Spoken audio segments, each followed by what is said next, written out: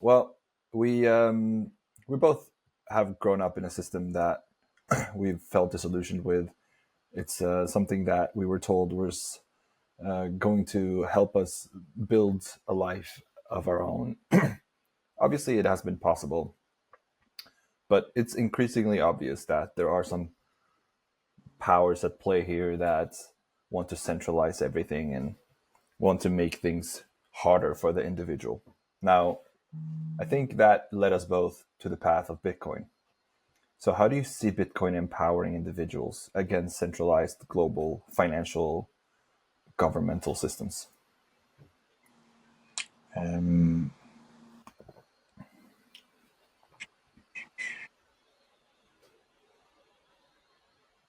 yeah, I think, yeah, well, yeah, maybe, well, yeah. It's a good question. Sorry, it's just such a big question. It's like I have too many things to say. So give me a second. Take your time. Uh,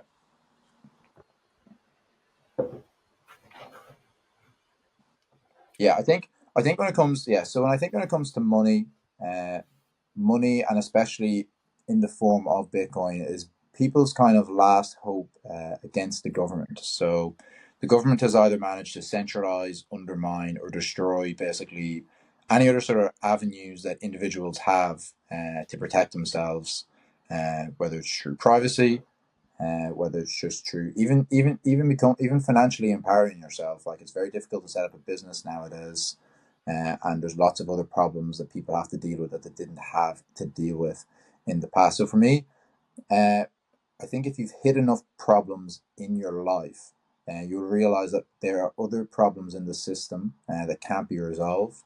And if you're fortunate enough, you will come across if you're fortunate enough, you will come across Bitcoin. And I think it is kind of the last line of defense that people have. I'd even add to that and say Bitcoin itself isn't enough. And this is going to sound a bit ironic, but people need to improve their privacy as well. Because if you have Bitcoin, but the government knows you have it and knows exactly what you do with it and knows exactly what you do with every other part of your life, it's not going to be enough. So you need to protect yourself and you need to protect your data. Uh, but I think it starts with Bitcoin because Bitcoin is essentially an immutable form of money. It's a form of money that can't be changed, and it's a form of money that can't be controlled. You can't but Bitcoin on its own isn't enough, and you have to basically act with it. So that is essentially my fundamental answer to that. And I'm of course willing to kind of go into other things in a little bit more detail. But essentially, Bitcoin is people's last line of defense because it can't be controlled, and you also need to protect your data and improve your privacy. That's really it. So It's interesting that you say that when you've reached some sort of difficulty, some sort of you met a wall somewhere, and that's when you will hopefully open your eyes to Bitcoin, or you'll be presented, or somebody will tell you about it, and you become curious. I feel like countries that you're from Ireland. I grew up in Norway. People here have been well for generations. When you tell people that you're gonna lose your freedom here or in countries where they've had freedom for generations, they're like, "What are you talking about? Like that? This is too powerful. This is too sacred for anybody to try to take it from me." But I believe we are suffering from that frog in the hot water. Have you ever heard this experiment where you boil water, you put a frog yeah, in, the frog will jump out right away?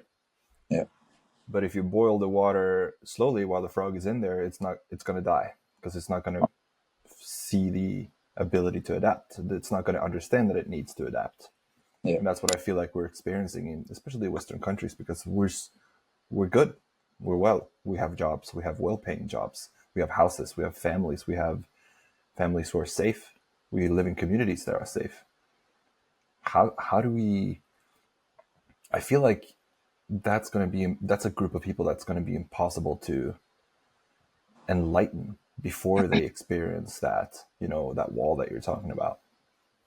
yeah. So the first thing I'll touch on what you said there is so for my interaction with Bitcoiners online, whether they're anonymous or known, a lot of them basically had sort of a earth-shattering moment or a glass-shattering moment, where sort of a constellation of ideas that they thought were true were in fact untrue.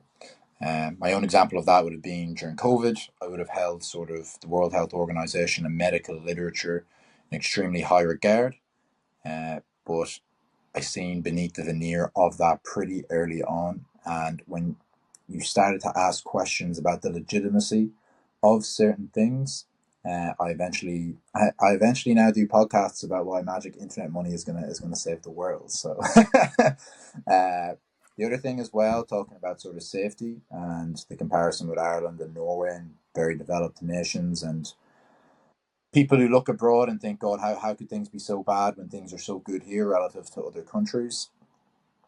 That is definitely a major problem in Ireland, and I'd say it's one of the worst. I'd say I don't know about Norway, but I'm sure it's actually probably very similar to Ireland. That is a major problem here. So when it comes to say Ireland versus American politics, at least in American politics, they have a sort of libertarian cohort or sort of very hardcore anti-establishment sentiment in the country. Even if it's not that big, if it's only 1 or 2% of the nation, it's definitely a part of the political narrative there.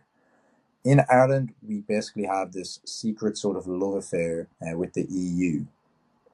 And we also have the backdrop of British colonization and reign. And because of that, we present ourselves as being quite left wing.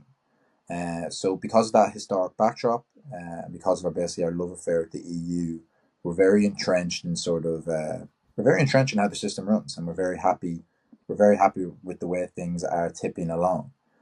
And it's very hard to even bring up to Irish people that maybe the government doesn't have your best interest at heart. Yeah, because they don't have enough proof. Exactly, yeah. And another problem as well is there's 3 main parties in Ireland. So it's Fianna Fáil, Fine Gael, and Sinn Féin. And basically the sort of political dialogue between all these parties is no different to like student union politics. It's very low level, and they essentially have the power of like local town councillors, except, well, they're supposed to be representing the nation. The leader of our country came out and said that sovereignty is an old idea and Irish people should not be concerned about it. And basically, Go ahead, sorry. Right? And basically that's because I think it was around 2003, we signed this thing called the Lisbon Treaty, and we basically delegated all our powers to the EU. So they basically make all our decisions. Now, the two main parties are Fine Gael and Fianna Fáil, and they're the ones who represent us. But there is the third party called Sinn Féin, and these are supposed to be the opposition, okay? But very similar to other countries around the world, they're highly controlled, and they don't represent genuine opposition. But in Ireland, it's even worse in that, if you look at France or Italy, they had Meloni, and France had what was the name of the French leader? The woman, what was her name? The one before Macron? No, the French leader who ran in politics. She had blonde hair. Marie Le Pen? Yeah, Le Pen. So the French have Le Pen. But Ireland doesn't have any of that. So our opposition basically objects to nothing. And the only thing they sort of argue about is government, like poor government expenditure, and historic and things that happened like 50 years ago about the IRA rebelling against the British. And there's very little discussion about the fact that people can't afford things. Houses are incredibly expensive here. And how I like to describe it is basically all the 3 parties of rigor mortis. So they used to be alive and used to represent genuine things Irish people wanted, but they've all died long ago, and they're all just collapsing over one another. And if the sooner you figure that out, the better. The other thing as well, and it comes to kind of the adoption of Bitcoin in general, I think, and Ireland is particularly difficult for those reasons I've explained. That there's just no anti-government sentiment there. But I think it's also reflected in maybe even the price action in Bitcoin now, is that Bitcoin is a low time preference asset, and it will be adopted in that manner. And I know before, there was the kind of 300-400% cycles where you could make a lot of money if you put a lot of money in. But that's when Bitcoin's market cap was incredibly small. And now that Bitcoin's market cap is one of the biggest in the world, its sort of price growth will still be big, but it will be big on sort of the big boys scale, so like 20% plus. And the reason why I'm just saying all of this is that also just aligns with Bitcoin's adoption when it comes to getting people on board, companies on board, or governments on board. It's only going to be people who really take a big step back and plan for future on a massive scale, or think about the consequences of what's happening in society on an incredibly long-term basis. So if you look at all the governments who are adopting Bitcoin, you have Bhutan, you have Liechtenstein, and you have El Salvador. And what all these things have in common is they're all de facto or full-on monarchs, and it's ingrained in them to think about things beyond 4 years or 8 years, like what's happening, which is what happens in every single Western democracy. So I used to be kind of I used to think the price was going to go up a lot, and I used to think it was very important to let people know as quickly as possible. But I think the first thing, especially in Ireland, people need to do is you need to actually plant the seed of distrust with the government, because that's not even here yet. I'm expecting people to immediately understand why you need sort of a global liquid digital monetary asset to solve all our problems is ridiculous. And I think our first step protocol is understanding that the people in power do not have your best interests at heart, and leave it at that. Don't start saying anything else too crazy. Just get to there, and that's as far as you can really take it. So Yeah, I learned the hard way there as well. Trying to orange pill and being too pushy on it. When what I can do, which is a lot easier, is to just allow them to discover it. Because you can't convince a sailor that the ocean's going to dry up. And that's what it feels like sometimes, you know? Yeah. In your eyes, what is the... no, you touched on El Salvador. And that's the main reason that I wanted it. I think that's how I found you, by the way. You asked me before we started recording. I was looking at the pushback that he was getting for extending term limits from 4 to 6 years and allowing presidents to be re-elected indefinitely. I want to read Bukele's post on this, because this is what... yeah, it's great. He says, it's so good. It's so good. He says 90% of developed countries allow the indefinite re-election of their head of government, and no one bats an eye. But when a small, poor country like El Salvador tries to do the same, suddenly it's the end of democracy. Of course they'll rush to point out that a parliamentary system isn't the same as a presidential one, as if that technicality justifies the double standard. But let's be honest, that's just a pretext.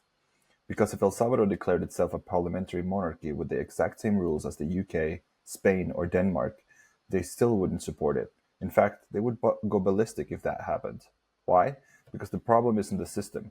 It's the fact that a poor country dares to act like a sovereign one. You're not supposed to do what they do. You're supposed to do what you're told. And you're expected to stay in your lane. That makes a lot of sense. So good, man. Yeah, I mean, the way that he conveys his message and the eloquency that he speaks with, it's just inspiring.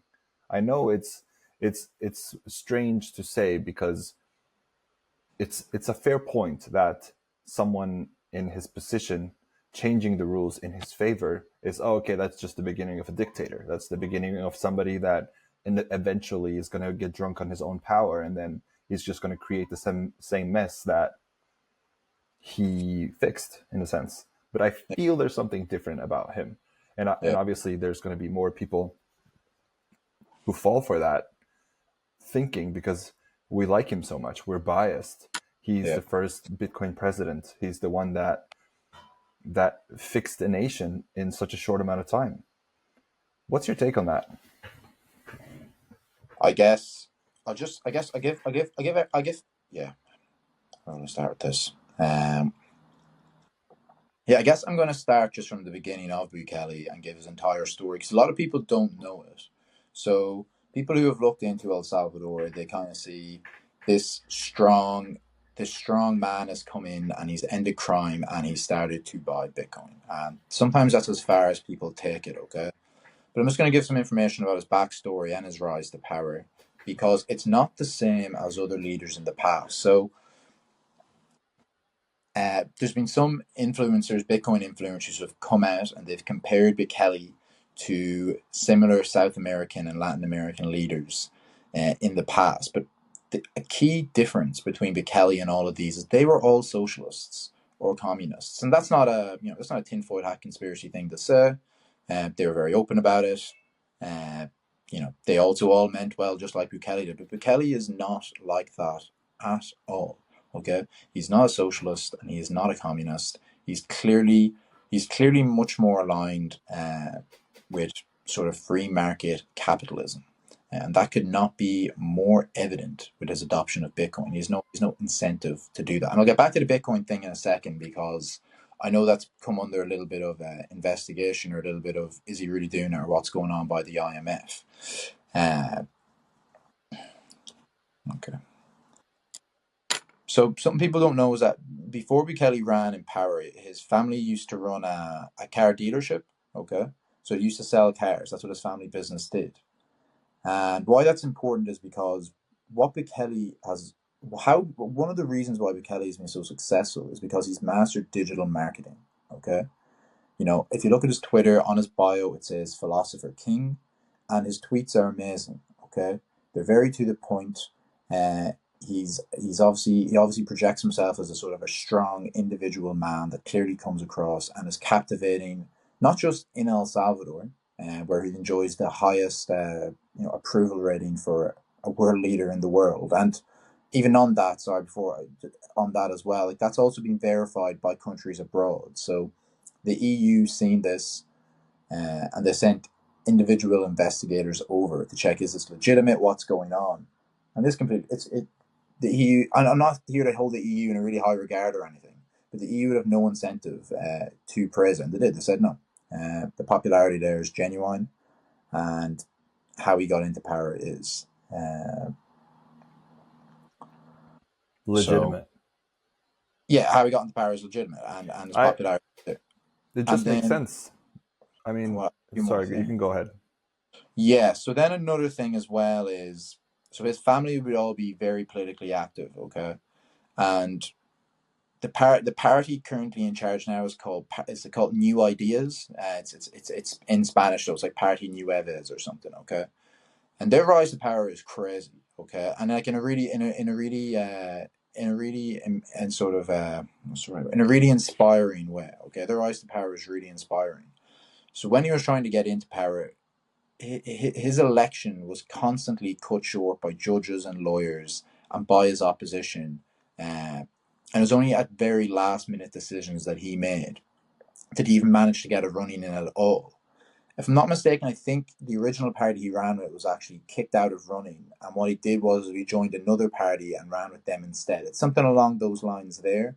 Or he actually formed a new party. And that's how he managed to even get his name on the ballot. And then coming back to the IMF Bitcoin thing, so obviously the IMF has released saying that El Salvador isn't buying one Bitcoin a day, and that's not true. And they may actually be right about that. It is kind of hard to tell, but it doesn't really matter that much. Maybe they bought a load of Bitcoin 2 years ago, and they're just pretending that they're buying one every day, and they're stacking their wallet together.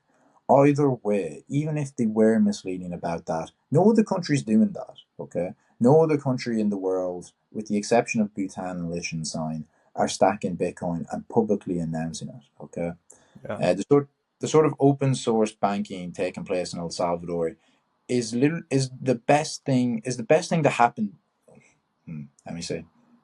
How will I word that? The open source banking in El Salvador, where they are at least showing their wallet, even if it's not completely genuine, they're getting a new one every day, is one of the best political and financial things that happened this century. Okay, in terms of politics and in terms of leadership. And the other thing as well is that what I didn't really like was, the IMF came out and released this report, and a load of people immediately kind of took their side. And the IMF are the biggest financial gangsters in the world. Okay, their job is to go to world leaders and either blackmail them or bribe them, put the entire country into debt, whether that's selling them weapons or Who knows? Who knows? You can go down those rabbit holes yourself. I didn't like the fact that the IMF released it. A lot of people who are supposed to be anti-establishment kind of immediately took their sides. Maybe the IMF doesn't actually have El Salvador's best interests at heart, okay? Because they haven't had many other countries' best interests at heart. So Well, we I have didn't so much proof of that. exactly, yeah. So I didn't particularly like that as well. I think obviously you should always obviously with Kelly things could go wrong, but I think it would be better if people were a bit more positive about it, especially because it's just because all the other leaders don't even come close to them. They don't even come close. Yeah. And what was the other thing? So Bitcoin with Kelly. Yeah, and then what I will sympathize with, I guess, is I think Bitcoin's kind of going through this a little bit now. Is that obviously the people who started Bitcoin off in the very early days were extremely anti-establishment, and that was needed. Okay, and that was needed to kickstart the project to get the sort of people who were incredibly disenfranchised by the system, understood it, and were highly intelligent. Okay, the thing is, though, and this was even stated in Bitcoin's early days by Hal Finney, is that it's highly unlikely in the future that private individuals are going to be transacting Bitcoin, and it's going to be transacted between banks, between Bitcoin banks. Okay.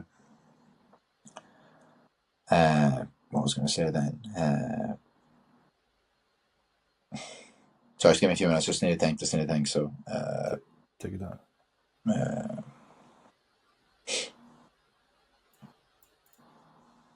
And yeah, so basically, and yeah, so I think Bitcoin is going through a sort of transition period, in which the people who initially started it off, it is slowly transitioning so that it will be more companies, governments, and institutions who are the main adopters of Bitcoin. And what I really like about El Salvador is that the way they're doing it is the way I want it to be done, in the sense of they have a Bitcoin bank, people know how much Bitcoin they have, and I know there's sort of the concerns about what the IMF said, but even at that, the exact sort of presentation of how they buy Bitcoin, how they hold it, and how they represent it as the nation's treasuries is hopefully the future of finance. Because as we have it now, nobody knows who the leaders are, nobody knows how they get elected, and there's no way to correct any means for any of the financial decisions that they made. Okay. But when it comes to like the Bitcoin office, people will know exactly how much Bitcoin they have, how much Bitcoin they're spending, and what will grow out of that will be Bitcoin banks. Bitcoin banks will be given a reputation based on how good they are at moving Bitcoin around for the customers in an open source, but also a private way as well. And that is essentially what I see as the future of banking. And also, that's something that's only come out this week as well. Is that El Salvador are now actually opening banks, not just the main one that's collecting Bitcoin, but also Bitcoin banks in and of themselves. And that's exactly what Hal Finney predicted in the very early days.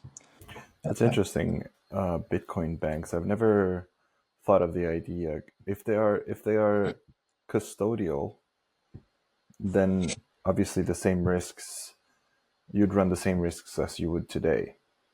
But again, most people today aren't experiencing directly that their money in their bank account is disappearing. It's a more nefarious way the banks do that, and that's through inflation. How that would transpire into a Bitcoin world is hard to imagine, but because you wouldn't be able to inflate it, that's for sure. No. It's especially if the data was on chain. But if you don't have your own keys, the same issue is there. If they want to steal your money, they can steal your money. But at least you'd know that they stole it. At least you know where it went. Yeah. Because if it's on chain, if the system is on chain, it has to be sent to an on chain wallet. Yeah. And again, I don't know how early we are. It feels like the more time I spend reading about it, the more time I try to imagine how Bitcoin, hyper Bitcoinization will look like, the more I started to realize how early we are. I think we're so early. I feel like we're going to be old men when that happens, if it happens in our lifetime. Yeah. I think there's still going to be price volatility by the time we become 80 years old. It's going to be worth a few million at that time, I imagine. But I feel like we're so early. It's so early still. And I feel like these changes take so much time. Imagine it took 25 years for credit cards from the moment credit cards were introduced till it became normal was 25 years. We're 16 years into Bitcoin. We're still 9 years to see how we adopted compared to Visa, compared to MasterCard. I think we're going to be slower. But it makes sense that we're going to be slower because we're using a completely new monetary system. It's a fair monetary system. It can't be tricked because it uses math, actual math, like it uses cryptographic math. So I like the idea that we have to, or banks are kept honest if they operate on a on-chain basis. Yeah, Bitcoin banks will be forced to compete, Yeah. to be open, to be honest, and to win your trust. Yeah. Because we live in a financial system now in which you have to trust central bankers. They don't compete for anything. You just have to, and if you don't, you will pay the price. And that's essentially, and that's it. That is one of the key differences. That is one of the key differences between Bitcoin and Keynesian economics, because a lot of Keynesian economics will make a lot of very articulate and fancy points about how there's never been more growth and how there's never been more success under this financial system. But in the end of the day, when the next time there's too much credit expansion or inflation and the system needs a bailout, they'll be bailing out the people who use Keynesian economics, and they cannot get the money that Bitcoiners have. And that, I think that's a very key point, especially when you're debating people who support the current monetary system. You can't touch my Bitcoin when you mess up, and you're going to wish that you had it. Yeah. Even then, going back to what you were saying about being really early, there's this Bitcoin YouTuber called Joe Nakamoto who kind of goes around different countries all across the world, and one of his excuse me, one of his biggest takeaways from all his videos is always just, we are so early. We are so early. I say this all the time, guys, but we are so early, because he went to El Salvador and he tried to survive in the Bitcoin standard and he struggled. He said he'd wait like 4 hours to pay for a coffee. And he's just like, this is supposed to be the most advanced Bitcoin country in the world. Yeah. We're so early. We're so early. Yeah. I guess that gives us a lot more time to stack. Oh, so much time to stack, man. Stack like a dog. Stack like there's no tomorrow, man. Yeah. Because the thing is, as well, is, I feel this is a stupid question. Cut this out of the thing. Is Norway in the EU or not? Is Norway in the EU? It's not a stupid question because they are tricking the population to believe that we are not, but we are. Because we voted on it twice. Because I know some of the Scandinavian countries aren't, but like, what's the story? What's going on there? I'm not. We voted twice in history. We're not in it. The population didn't want it, so politicians went behind the population's choice and made an agreement with the EU that basically requires us to obey to their laws. Right, brilliant. And so brilliant. That sounds very EU. That sounds very EU. Welcome to the EU. It's so dumb. Well, let's switch gears for a second here. What do you think is the reason so many companies that publicly share their enormous Bitcoin purchases, like Michael Saylor's strategy, while the price stays more or less the same? How does that happen? So I have two theories on this. One is that one of the theories is that it's got to do with the paper Bitcoin, and that banks or that companies have bought it, but they have not claimed it. And we could get to a stage where there's more than 21 million Bitcoin owned by different companies, and then all the companies like, wait, there's only 21 million. How come there's 22 million owned by companies? And then I feel like that's inevitable. Yeah, we're gonna see that's one part of it, but I don't know if I buy that, because the way the price is now, and it goes back to what I said earlier about kind of long time preference, is that it has stayed. Hasn't gone up that much for a long period of time. Like, it was at 100K at Christmas, and now I think we're at about 120. Okay, And just a small factor in that, though, is even though the price doesn't go up that much, the market cap does go up a lot because there's always more Bitcoin being issued due to mining. That's just a small factor, okay? The other thing is, though, is, when it comes to sort of price manipulation and price control, I do think that can happen on a short-term basis when it comes to squeezing, longs and shorts and all that stuff. But it has been 6 months of this incredibly slow price growth. And I say incredibly slow. I'm going to come back to that as well. I say incredibly slow, but it's not incredibly slow at all. Okay, there's so much liquidity in Bitcoin right now that it is now a major asset class. And if you want Bitcoin to play with the big boys and you want it to be on Wall Street and you want lots of money going into it, it does play on their terms. What I mean by that is an exceptionally well performing asset. Okay, gives you 20% APY every single year. Okay, if that was happening on Wall Street, you would have your own company and you would be the best trader and investor there. Okay, that is absolutely that would be exceptional. Okay, the standard is 10%, and that's what you get if you get the S&P 500. Okay, but Bitcoin's basically going to be promising us 40% every year on average for the next 20 years. Now, some Bitcoiners think that's not enough, right? And which is funny because if you're on Wall Street and somebody told you this asset is going to perform at 40% every single year for the next 20 years, you'd be the top trader, the top investor in the entire company. And Bitcoiners need to come around to that realization, and that Bitcoin is no longer going to perform at 100%, 200%, 300% sort of over a couple of months. There's too much money in it. There's too much liquidity in it. And there's too many big game players. Yeah. And then just to add a little bit more to that, Bitcoin is a long time preference asset, and it will be adopted slowly because people who understand it will be cautious with it because they're essentially buying a new form of fire, but it's digital fire.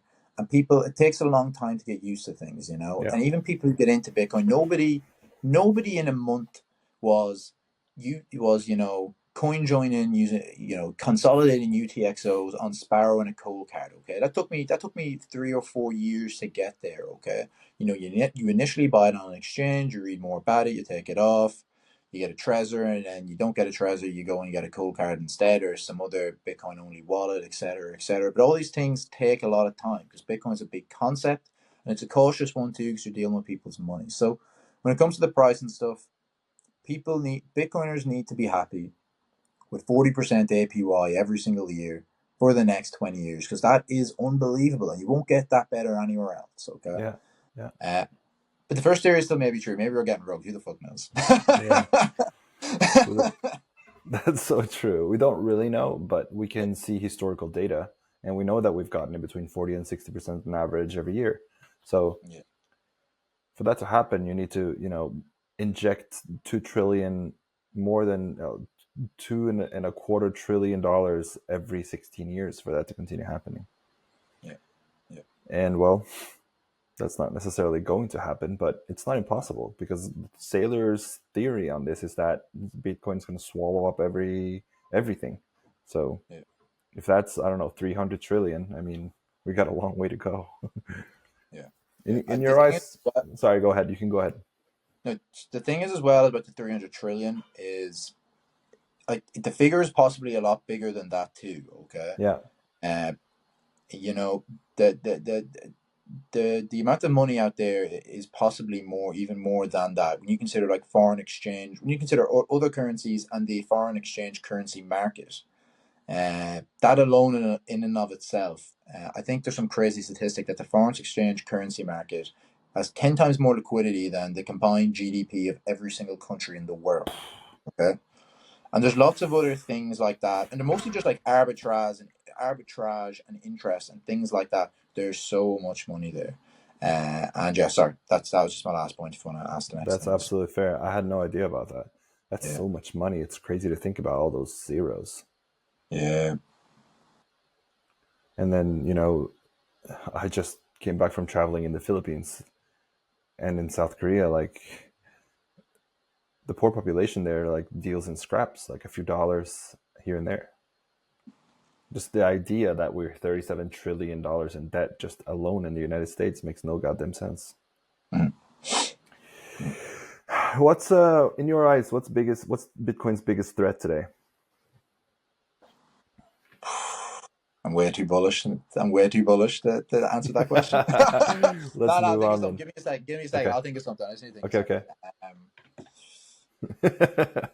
I like that I'm answer like, though. there is none. There is no next question. End the Yeah, podcast. Next question. yeah. Yeah, yeah. Give me a sec. So yeah. Like, do you think about the core problem going on now, the Bitcoin core? No. You don't think about that as an issue? No. Okay. No. I'll talk about it though. I'm not. I will. I will answer. I'm just gonna write down some stuff because. Okay. Yeah.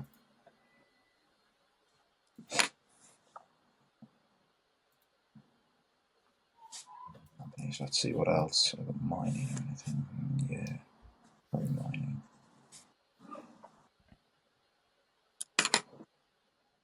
Yeah, so when it comes to the current threats to Bitcoin, fundamentally, I think they do all resolve themselves, but that's I don't like the approach of, Bitcoin's just going to win. You still have to do stuff about it, and there are definitely problems now that people need to talk about, and people should try to take what action they can to resolve them. So I guess just kind of what we were talking about before. One problem is, I guess, new leaders taking advantage of Bitcoin, like Bukele. And I once again, I just wish that things go well there, and I'm betting that it does. But things could go wrong. Okay. Another thing, another threat to Bitcoin. Okay, would be the Bitcoin companies. The only reason people should really be buying them is for tax benefits and to possibly put a very small portion of your Bitcoin in the system so that you can access it or in case you mess up your cold storage, okay? But they're kind of the only reasons you should be using it. And even my second reason, really, you can do cold storage well pretty easily and you shouldn't need to have any in the system.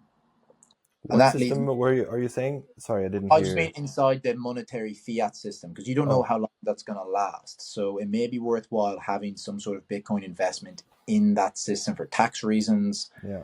or just to have access to liquidity. Because what happens if the government's cut off on ramps for sending on-chain Bitcoin to an exchange? And that could happen. That could happen. It's actually that used to sound crazy to say 5 years ago, but with the sort of new financial and privacy laws coming to Europe and recently seen in the UK, that doesn't really seem that weird to say anymore. And then I guess then it's just kind of the fundamental core messages of cold storage. I think is possibly going to miss. People are getting a bit too obsessed with the high fiat gains in the Bitcoin companies. The Yeah. obvious, the other kind of recent topical one was Bitcoin Knots and Bitcoin Core. I don't have a particularly strong opinion on it, because I don't know. I actually don't know how much it matters. Okay, because even though Knots, and I may have this incorrect, even though Knots does filter spam, I think that is a good thing, and I'm for that. Ultimately, people can still just run core and they can still just pay the miners to put their spam on it. I don't think it's that big of an issue. I think the biggest issue is obviously the kind of Bitcoin block size wars, which happened a long time ago, and there's Bitcoin Cash and all that stuff. I don't think this is on the same level, uh, and I don't think it will have the same ramifications for Bitcoin. Yeah, and then the other small one as well is ocean mining. Uh, so there's a problem with centralization in mining with kind of the Binance pool and other different pools in China. Ocean mining is a bit more decentralized in that they don't have massive amounts of Bitcoin. Yeah, they're just a bit more decentralized. I think you make your own block header, and the Coinbase is better well distributed. Yeah. But they're kind of all the threats. Now, I think the main one though there's some. I think the main one though is definitely individuals getting into Bitcoin, and I hope they learn about cold storage because it'll change their life. So I agree. What's the simplest way you'd explain Bitcoin's value to someone who thinks it's just a speculative fad? the first thing I would ask people is any question you have about Bitcoin, you need to ask that about the current financial system. I totally agree with that. I love that answer. So that's basically it. Because it's That's so sorry, that's easy it. to. That's It's the so question I asked. no, So no, that's great. That's great. Because it's so easy to scrutinize something new. yeah, But they should do that with the system that they're currently using. it just makes sense. Like, it's logical. Oh, okay, yeah. If you're that critical to something new, it's great. Like, you should be critical, scrutinize it, learn about it, understand it. But are you doing that with the system you're currently doing? I don't think so. Most people are just accepting it as that's what it is, you know? Yeah. Yeah. Let's round off with this one. What's one practical step a no coiner can take to start using Bitcoin without feeling overwhelmed by its technical side? No coiner meaning somebody who doesn't have Bitcoin or doesn't care about it. If you have a friend living abroad, okay, especially in a undeveloped country or country where there's definitely financial problems there, send them some Bitcoin. Download maybe a wallet of Satoshi or something. Just try get some Bitcoin on it and send it to your friend there and watch them get money in 10 seconds. It's the best use case of Bitcoin. It's a global, liquid, neutral monetary asset that absolutely nobody can stop. So trying to get a no coiner and showing them you can send them money abroad instantly with no limitations or restrictions on it. Yeah, definitely the best thing. Show them how it That's works, great. boys. That would definitely work. It would open some eyes for sure. Yeah, yeah, because you can talk all day about things, but you can only say so much, and sometimes doing it is just better. And showing them how Bitcoin works can be pretty cool. Yeah. Thank you for your time there. I really appreciate it. No problem.